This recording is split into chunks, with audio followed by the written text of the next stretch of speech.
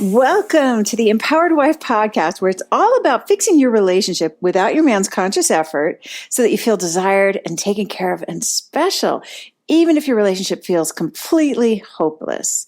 I'm Laura Doyle, and today I'm talking about the 5 best date movies for fixing your relationship. My guest, Rebecca, was resentful that she shouldered the bulk of the parenting responsibilities, even though she worked full time, and she wondered why her marriage was still such a struggle.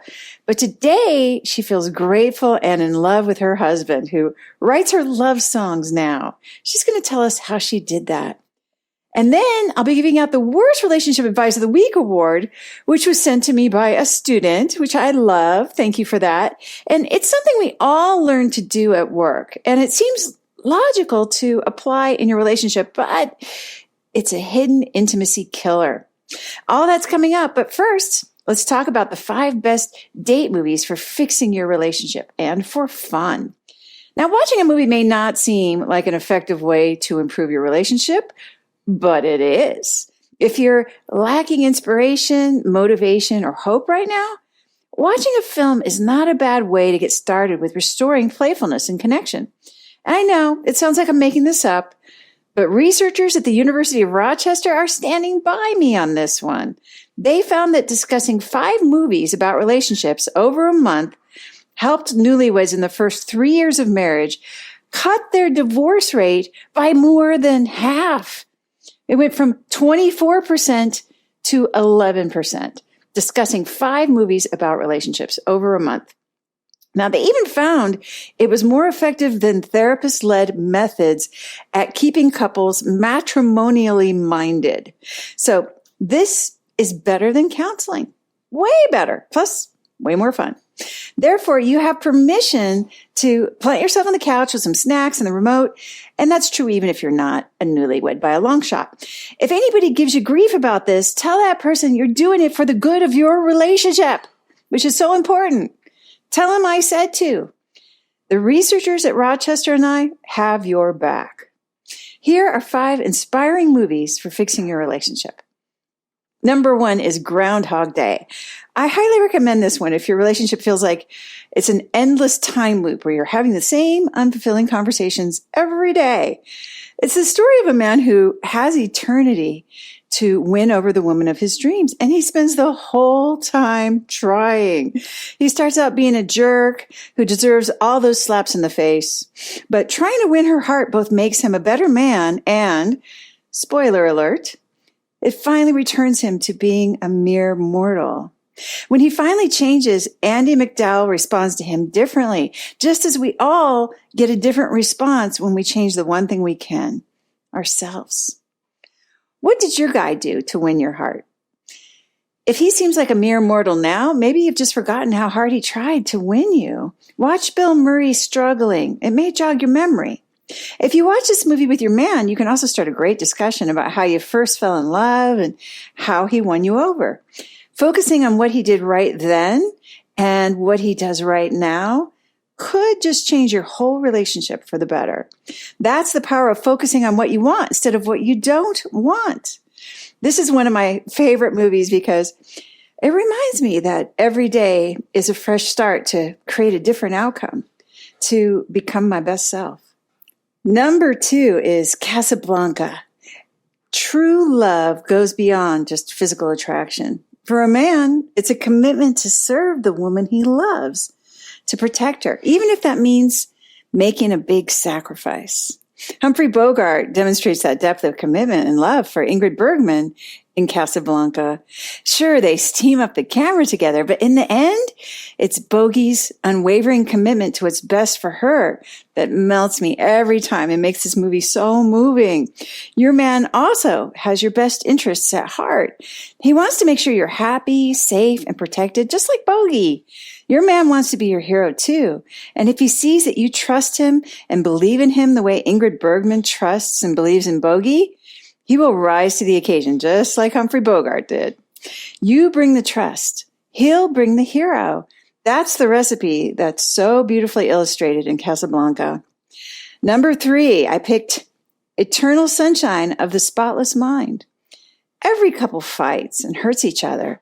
When you live so close together, It's bound to happen. Just like kids who bruise each other while they're playing together. They don't mean to. It just happens when you're so close. But sometimes the hurt runs deep. It can feel too big to overcome, or it can get buried under anger. You might like to erase the hurt, like Jim Carrey and Kate Winslet in this movie. Of course, like Jim and Kate, we don't want to continue to feel hurt and get angry and distant. That's why emotional safety is so important and so worth creating in your relationship. But this movie shows that getting hurt when you love someone is so intertwined with being in love and such a part of what makes love worthwhile that the only way forward is to accept it and move on together. It's never going to be perfect, but your relationship might just be perfect for you. Number 4, Silver Linings Playbook. Some of us are crazier than others, but when it comes to love, we all kind of lose our minds and do nutty things. But whoever said that love should be sane? Maybe it's the world that's crazy, and facing it together is the only thing that really makes sense. Jennifer Lawrence is the goddess of fun and light who reminds Bradley Cooper not to take things too seriously and to dance together, and that it's worth it to put everything on the line. Who could resist that? Your man also likes that side of you that's fun and light. Jennifer will inspire you to honor that side of yourself. Number 5, Adam's rib. There's plenty to fight about, especially when you're married to opposing counsel on a high-profile legal case like Katharine Hepburn and Spencer Tracy. Things can get downright hostile. Your own husband might make you so flippin' mad that you'd like to have him disbarred. But when the working day is done and you just want him to take you in his arms and plant one on you, that's where Katharine shows us all how to change hats and keep the home fires burning hot and bright. Katharine isn't just a smaller, less hairy man. No, she's a woman, and she brings her feminine gifts to the world and to Spencer Tracy, and he seems to appreciate that. Your man appreciates your feminine spirit too, and you probably appreciate his masculine side. This movie will remind you why you do. Viva la différence. Watching a movie with your man can be the opening for a deep conversation that you've been longing to have. It can reveal his tender side or remind you why you fell in love. Even if he won't watch them with you, that's okay. You can watch them anyway and remind yourself why love really is all that it's cracked up to be. If you're wondering how to get started with fixing your relationship and making it shiny again, then you need a roadmap. Get 6 simple steps to follow that will set your relationship up for success. Discover 3 common mistakes that wives make trying to fix their relationship that just make things worse when you download my free Adored Wife Roadmap. You can do that at getcherished.com. Go to getcherished.com now to get your roadmap in minutes. My guest, Rebecca, was resentful that she shouldered the bulk of the parenting responsibilities, even though she worked full-time. And she wondered why, even though she was doing everything the counselors were telling her to do, her marriage was still such a struggle. But today she feels grateful and in love with her husband who writes her love songs. She's going to tell us how she did that. Rebecca, welcome to the Empowered Wife Podcast. Thanks for coming on. I'm glad to be here. Thank you. So start us from the beginning. What were things like in the bad old days? They were tough. I remember even before we had gotten married, there were a lot of issues and disagreements about what I expected was what a relationship and marriage should be, and the things that went along with it. What were you expecting? I had some pretty strong expectations. I was over 30. I thought that I needed to be married quickly, right? I'd met the man of my dreams, so that was the next step. We needed to get married, and then we needed to have a baby. Right. And those were just things that, I usually plan my life out, and things were going well, so that should follow suit as well. And I'm sure that it was. And how is he responding? What was he not doing, I guess, that you wanted? Well, it was funny. It was, I got very confused. The more I expected him to to do the things that were normal, right? Like we've been going out for 2 or 3 years, right? We were older. It was time for us to get married. I expected that that he would naturally want to do it as quickly as I did. Yeah. Yeah, and He wasn't, it sounds like. no, it was quite a struggle. And every time I pushed forward with just needing to understand for him to clarify why not, it backfired on me. He kind of put his feet in the sand, and I had to really look at myself and say, if I love this man, which I do, I'm going to have to just relinquish control and let go, and understand that I'm going to have to let go of my dream, which the skills teach you, right? You don't have to let go of yourself, that you can learn to express and talk about it and express your desires in a way that inspires. But I wasn't there yet. I didn't have the skills, so I didn't know. So I had to let go of my dream for us to get married. And we did, and it was great, but it was a struggle that didn't have to be that way. Oh, so looking back, knowing what you know now, it sounds like you would have handled things a little differently. A lot differently. A lot differently. Okay. Okay, but then he did propose. Yes. So you did get married. We got married. Yeah. And you wanted to have a baby. Right away. Right. In fact, Laura, I remember we were on our honeymoon in St. John's, and we were having our first dinner, and I looked at him after having a few too many drinks, and I held up the number 1. And he's like, "What's that?" And I was like, 1 baby. I didn't even give him a full day of being married before I was like, okay, next step.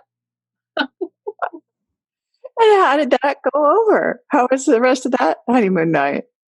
Oh, it was okay, but it just makes me recognize how, I don't know how much thought I put into his desires or the union of the two of us. I just had things I wanted to get done, and I was moving forward with it.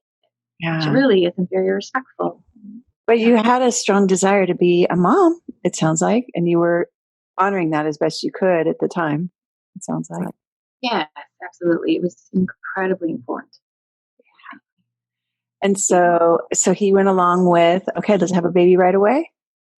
No, it was years that we were together, and I kept pushing and pushing, and we even went to counseling. And he had said, I had given a deadline. I had said, let's go to counseling, and then we'll decide at the end of December. You either have to give me a yes or a no, whether we're going to have a baby. Wow. I love that you're sharing that with us. Because, yeah, I think every controlling woman right now is like, oh, yeah, I've done something like that too. So, okay, so you guys were in counseling. So it sounds like I can infer from that the marriage was pretty stressful at this point. It was. And then it all went back to those expectations that I had, whether it was from how I was grown up or whether culture brought it to me that way. But I had strong expectations of what a marriage should look like and the roles each of us played. And somehow along the way, I lost track of what drew me to him in the first place, which was all of these beautiful things that I couldn't see because I was so mad and resentful that I wasn't getting what I thought I needed when I needed. So how did the counseling go? What happened there? It was one of the rare times, and we did get some good advice from counseling. Good. And counselor said, you got to let go of the timeline. And I fought it tooth and nail because I had thought I've waited long enough. This was my expectation when we got married. So I don't want to drop it. And I cried and I fought it and I finally dropped it. And as it worked out, I would say, within the month, he turned to me and said, I want to have a baby. You're kidding. No. And you think I would have learned from that to let go of control. But it was something I had to learn from you and the skills moving forward. That was going to be a long journey for me. Yeah. So you are a mom now. I'm a mom of a beautiful boy. Yes. Light of our lives. We're very happy. Yeah. So there were some challenges with when he came along too, it sounds like. Yes, I was so resentful, Laura, of having to go back to work, right? After 3 months, I went back to work and he couldn't do anything right because he was the primary caretaker. I expected him to have the responsibility of being the breadwinner. He was having his own business, which was succeeding, but not at the level I wanted it to. And so, instead of being a wonderful wife who recognized the sacrifice he was making, setting his business aside so he could take care of my son, our son, I was resentful, and nothing he could do was right. I even told him not to spend money on his business to grow it because we couldn't do that. That was too risky. So were you guys like fighting a lot, or is it just kind of tense? And what was it like? We were fighting. I was nursing. I was working full time. I was traveling. We were fighting. We were fighting over the nursing schedule. He said, "Oh, you get up every 4 hours, and I'll get up every 4 hours, and we'll do that." And I said, "No, I'm not producing enough milk, and so I have to do it all myself through the night." And we were just. I remember one night we looked at each other, and I'm not much one to cuss. It's just not in me. And I looked at him straight away at 3 a.m. and I said, "You are such an ass." And just lost it. Like, here he is in the middle of the night, right? Helping me to manage this. And I just couldn't see how he was helping. I only saw how he was lacking. Yeah. And you're probably pretty exhausted, I'm guessing. How was your self-care at that time? No self-care. One of the beautiful things about these skills is that I began to rediscover what that really is, because I had none. I was a mom. I worked full time, had a lot of responsibilities on me. I traveled. So tired one time, Laura, that as I was traveling, I was at a stoplight and I was pumping in the car, nursing, or pumping breast milk so that when I got home, I would have breast milk for the baby. And I fell asleep at a red light while I was um, so I just was burning the candle at both ends, and I had no self-care. And your marriage is stressful at this time. So was there a moment when you thought, wow, we cannot go on like this? Like things are really falling apart.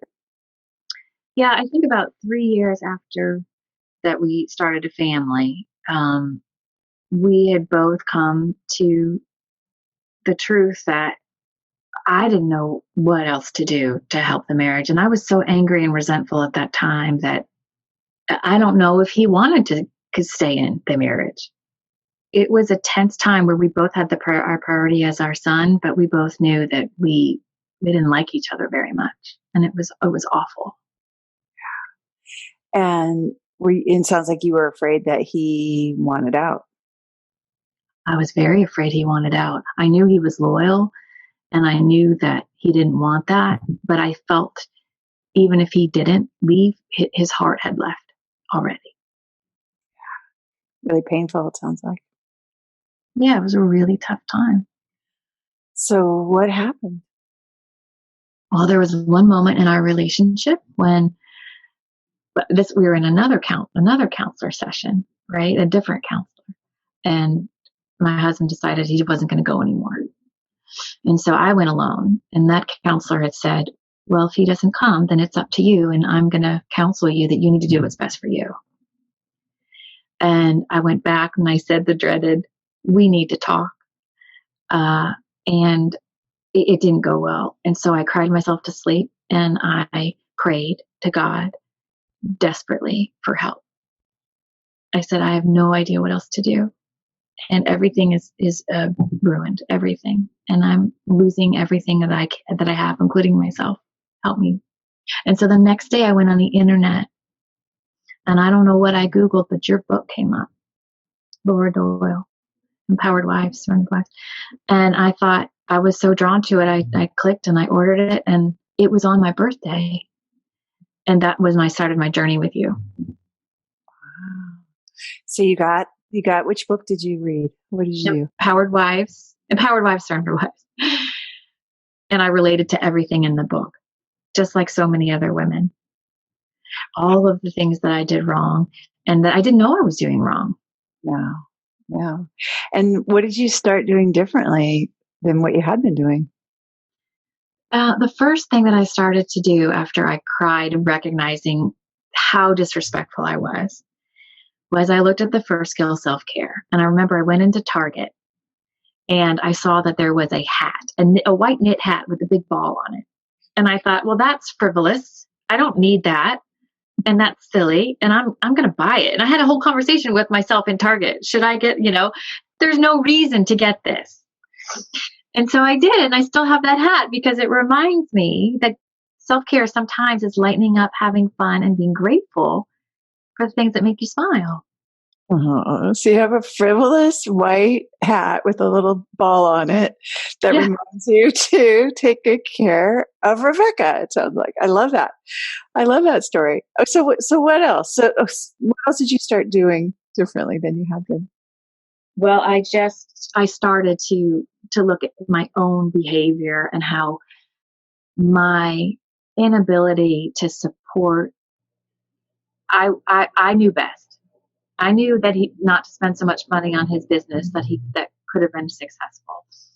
And I knew that he needed to do more with parenting. And I just decided once I started looking at myself and how I had how I had trained him to be a certain way, I realized I needed to take a huge step back and start apologizing for being disrespectful in these certain areas.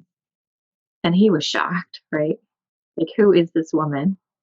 And he didn't believe me. He didn't. No. He said, what is this book on the bed, right? And I said, it's teaching me how to be a better person, a better woman. And he thought, maybe you're just manipulating me. And over time, he has discovered with me the person that I am and continue to grow to be is so much more fun than I ever knew she was, because I trust in myself and I trust in him. And I always should have trusted in him. I just couldn't get past the no self-care, the exhaustion, the resentment, and all of the things that really break a marriage down. And I'm so grateful that he and I are in this most magical place right now, rediscovering how much we love about each other. Wow. It gives me chills. So he at first thought it was a manipulation. That must have been pretty painful to have him say that. Yeah, because I had tried, Laura, for years to improve our marriage. Most of the time it was his fault, right? Yeah.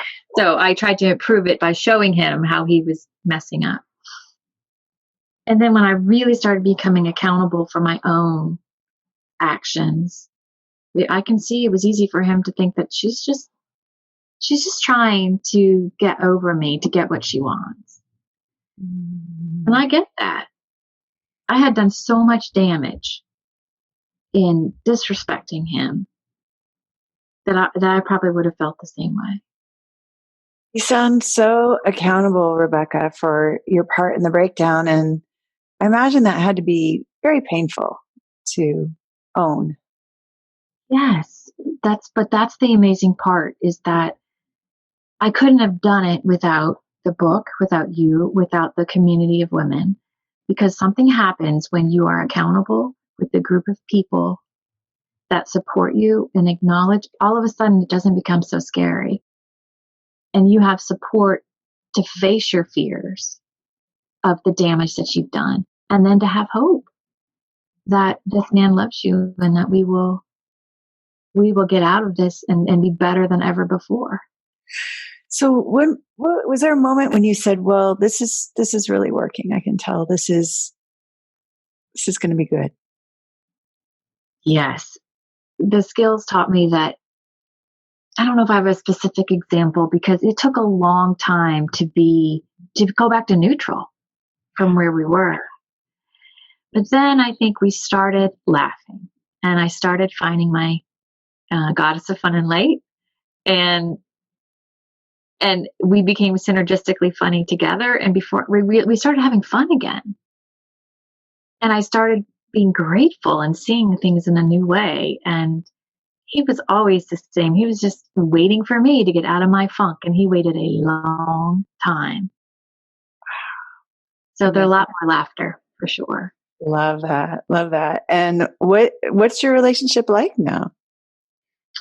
Well, I'm happy to say we continue every day to look at each other in the eyes. He has the most beautiful blue eyes, and he comes to find me in the morning to chat with me, to talk with me.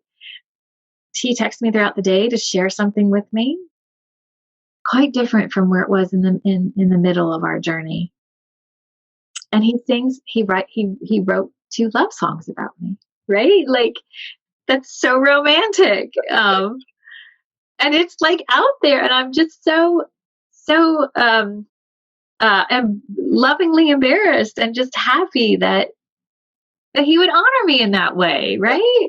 Absolutely. Who does not want a love song written for them? That sounds awesome. I would love, I mean, I do, I get, yeah, I'm lucky. My husband also writes me little love songs, and he always has. But I mean, he started out and then it went away. And then now he does again, write me cute little songs and sings them all the time. So yeah, it's super romantic that he does that. And there probably was a time you thought that was never going to happen. So that must have felt like kind of a miracle. It does. It feels like a miracle. And I'm so grateful for finding you and this program. I am beyond words grateful because my family is the most important thing that I have. And you and I were talking a little bit about how you really consider this such a personal journey of self improvement. Yes. So tell me about that a little bit. Well, I think I have been the type of person that's always tried to better myself, whether it's work or whatever area. But I wasn't able to do it well for anything with that had this kind of emotional intensity to it. I knew that I could be a really good wife, and then I had to recognize I was doing a really bad job at it. And so now I look at myself and I know no matter what happens, I'm a better wife, I'm a better person, I'm a better woman at work, because I was able to apply the skills and they become a part of you. And I'm not perfect for sure, right? Like I can definitely be prickly at the worst times. And then when that happens, I need to look back at my self-care and my community of support. But I'm really honored to go on this journey because I don't know if I would have been such an amazing opportunity to be such an amazing wife without it. I know I wouldn't have had the opportunity to try. Wow. Love that. And what would you say to yourself if you could go back and talk to Rebecca from before? What would you tell her now? I would say, Rebecca, you got this. You are an amazing woman who has the ability to change and to reframe and forgive yourself, right? Let it go and just relax and just know that you're in the right spot. Yeah. Beautiful. What would you say to a woman who says, well, I'm in that spot that you are in where it's tense. I think he wants out, and she wants to get to the part where he's texting her throughout the day and writing her love songs and, spending the morning, seeking her out. How should she start? What should she do first? The very first thing is to get the books. I think the books are a great way to be able to look at yourself without having to magnify and feel terrible, but just to look at yourself and say, oh, okay, I'm not as confused. I get this. And then the second thing is to get a coach. I joke that I had 2 or 3 coaches to break me because I was stubborn. And I didn't see things that they did. And I would tell her, read the books and go get a coach. Yeah, I love that. I love that.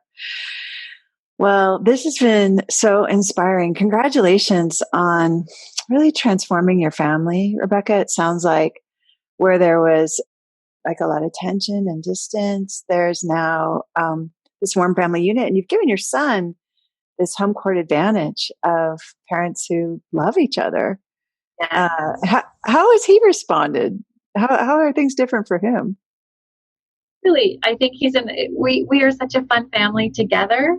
Great. My son talks a lot about his own family, how many kids he wants to have, the things he wants to do together. And I can only imagine that that's because of good role modeling. And it's way different from the beginning. In the beginning, and when he was really young, he said something to me, and he said, "You and Dad don't like each other, right?"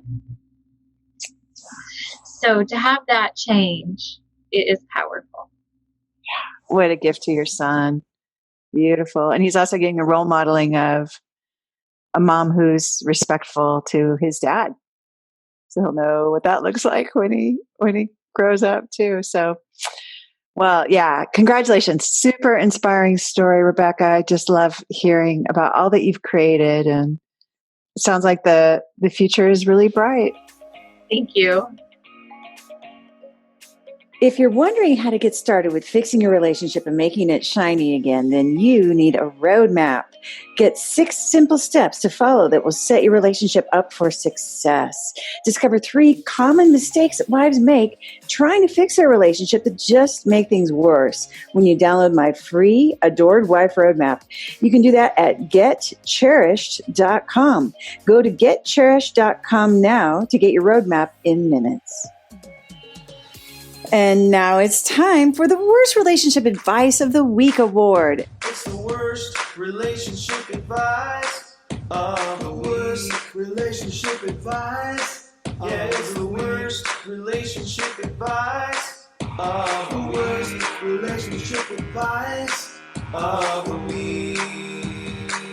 And the advice that's appalling me this week is to conduct a relationship audit. This was sent in to me by a student with a sharp eye, which I love. Thank you for contributing to the podcast. What the heck is a relationship audit, you might wonder? Well, according to this source, it's the antidote to poor communication, holding regular State of the Union style meetings that allow the partners to have sit-down meetings where they check in with each other on a number of things, such as making financial decisions, addressing any issues, and celebrating each other's accomplishments. We audit our work and our suppliers, so why not our relationships too? Take stock of what is working and what is not. Act on the areas that need improvement. Now, I hear the phrase act on areas that need improvement as tell your partner what they're doing wrong and how they could improve.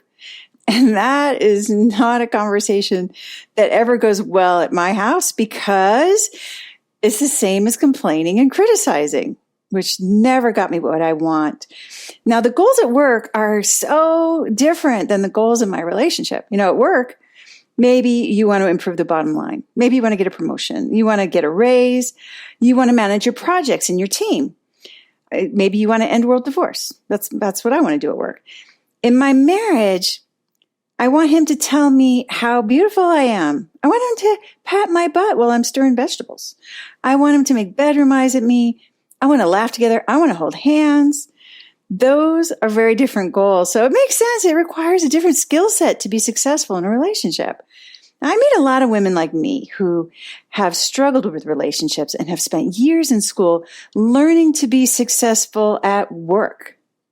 But nobody ever taught them how to be successful in their relationship. And then you read advice like this, and it says you should audit your relationship. So it seems logical.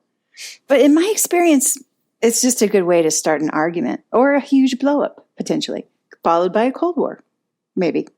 And that's just what I used to do. It's been a very long time since I had a State of the Union address at my house, and I don't miss them because they were usually miserable. They had nothing to do with making my relationship playful and passionate. They didn't help me with getting housework done or the bills paid either. Quite the opposite, actually. One thing that did help and is a good replacement for State of the Union addresses is learning to express my desires in a way that inspires whenever I'm tempted to complain or criticize. That's my cue. It's time to figure out what I want. What is my desire? When I'm expressing my desires in a way that inspires, it's usually only a sentence or 2 at the most. There's no need to have an agenda and PowerPoint slides, take minutes for the meeting. I'm also not having to force a conversation because my husband loves to know what my desires are as long as they are free of complaint and criticism. He loves to be my hero by fulfilling on those desires. There's no need for me to put them on a spreadsheet for him, like I did with the household chores back in the day. It just never worked, by the way. Now he listens and he remembers what my desires are. So if it's more attention or affection that I'm wanting, I know I'll never feel good having to ask or beg for that during a relationship audit. That's a symptom of a problem that can't be solved with a State of the Union address. It can be solved. It can easily be solved, but this isn't the way. A relationship audit would be good if I'm trying to control him because I'm scared about something. That's what usually spurred one of those talks in the bad old days at my house. I was scared. I still get scared sometimes. I still get controlling sometimes, but not to the point where I'd want a State of the Union address. That's just painful. It's like touching a hot stove. I know I'm just going to get burned. And for that reason, the advice that you should have a relationship audit is the very worst relationship advice I've heard all week. Listen and subscribe to the Empowered Wife podcast. Next week, we'll talk about 5 bogus facts about boundaries. In the meantime, I hope you're having lots of fun. Today's fun fact is that I tease my houseplants. I water them with ice cubes.